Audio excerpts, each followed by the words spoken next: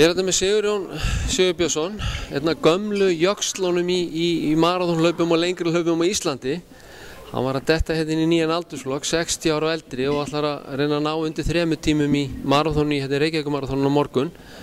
Þetta er nú bara góður árangur fyrir hvern sem er hérna á Íslandi held ég, en Sigurjón er allavega ákveðin í því að gera eins vel og hann getur. Hvernig heldur þetta gangi?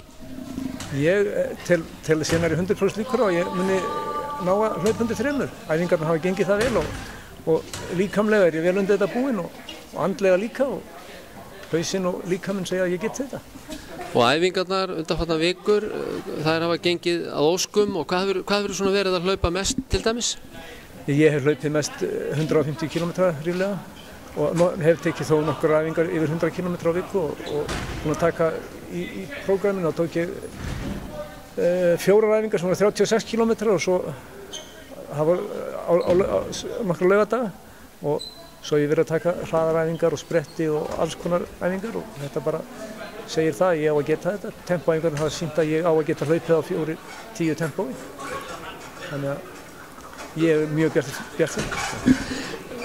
Nú þegar maður heyrir svona tölu sko, 100 plus og allt upp í 150 km á viku, maður svona eiginlega tengið það freka við svona unga afreks íþróttamenn, kannski svona 20 til 30 ára, en þú ert kominn á 70-aldurinn og þú ert ennþá í þessu. Það verður ekkert skilað sér einu meiðslum eða vandræðum?